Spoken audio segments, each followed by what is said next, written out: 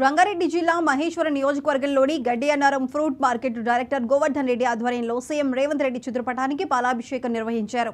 ఈ సందర్భంగా కాంగ్రెస్ నాయకులు మాట్లాడుతూ సామాజిక న్యాయం కాంగ్రెస్ పార్టీలోనే సాధ్యమని అన్నారు.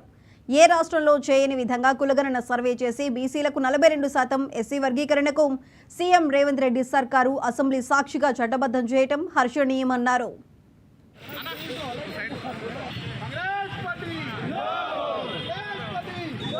చట్టపరంగా మద్దతు లభించడం, దాంతోపాటు బీసీలకి 42% రిజర్వేషన్ల అవకాశం కల్పించడం, ఈ రెండిటిని ఎంతో చారిత్రాత్మకమైన నిర్ణయం.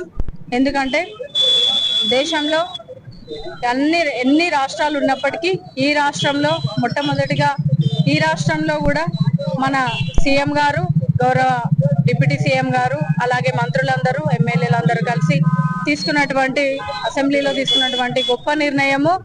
బీసీ బిడ్డలకి న్యాయం జరుగుతుంది. అలాగే ఎస్సీ వర్గీకరణకి ఎన్నో ఏళ్ల నుంచి చేస్తున్నటువంటి ఒక సహాయ నిరాకరణోద్యమం అనాలే. ఆ ఉద్యమానికి ఈ రోజు ముగింపు పలుకుతూ వర్గీకరణకి చట్టబద్ధత కల్పిస్తున్నటువంటి ఈ ఏకైక రాష్ట్ర ప్రభుత్వం మన కాంగ్రెస్ పార్టీ ప్రభుత్వము. మరి ఈ ప్రభుత్వంలో అన్ని కులాలకు సంబంధించినటువంటి వాళ్ళకి సమన్యాయం చేయాలనేదే ఒక ముఖ్య ఉద్దేశం. ఇదంతా ఒక ఎత్తు అయితే, నిజానికి కాంగ్రెస్ పార్టీ ఏ ఒక్క కులానికి కాదు, అందరికి సంబంధించింది, అందరికి సమన్యాయం కల్పిస్తుంది అని ఇప్పుడే కాదు, గత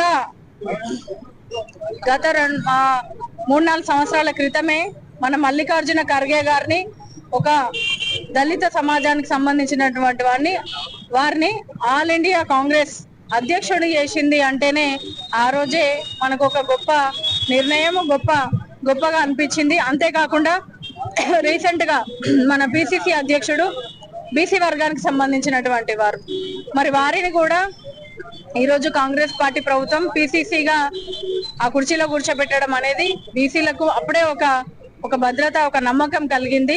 కార్యవర్గ సభ్యులు, యూత్ కాంగ్రెస్ అధ్యక్షులు, ఉపాధ్యక్షులు, కార్యవర్గ సభ్యులు, మహిళా కాంగ్రెస్ అధ్యక్షులు, ఉపాధ్యక్షులు అందరికీ కూడా పేరు పేరున నమస్కారం తెలియజేస్తున్నాను. Thank you.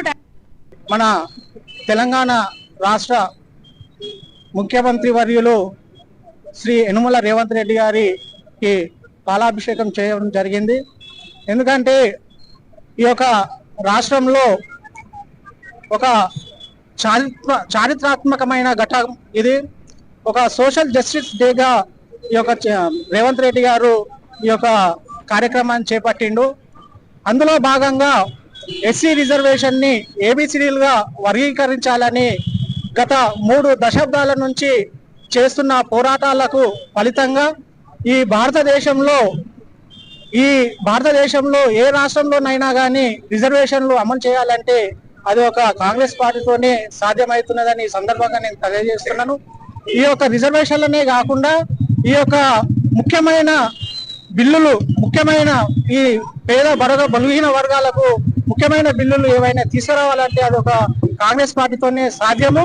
అందులో భాగంగా దళితులకు ఈ యొక్క ఏబిసి రిజర్వేషన్లను ఆయన వర్గీకరించి ఈ దళితులను అందరినీ కూడా సమన్యాయం చేసినందుకు ఆయనకు ముఖ్యంగా మేమందరం కూడా రుణపడి ఉంటామని ఈ సందర్భంగా తెలియజేస్తూ, అదేవిధంగా ఎవరైతే బీసీలు ఉన్నారో ఈ భారతదేశంలో బీసీలు వాళ్ళ కులగణన చేసి వాళ్ళ శాతం ఎంతనో తెలియజేయాలని మన యొక్క రాహుల్ గాంధీ గారు ఫస్ట్ నుంచి కూడా అదే పట్టు మీద ఉన్నాడు. అందులో భాగంగా ఈ రోజున మన తెలంగాణ రాష్ట్రంలో రేవంత్ రెడ్డి గారు ఆ యొక్క రాహుల్ గాంధీ గారి ఆదేశాల మేరకు కులగణన చేయడం జరిగింది.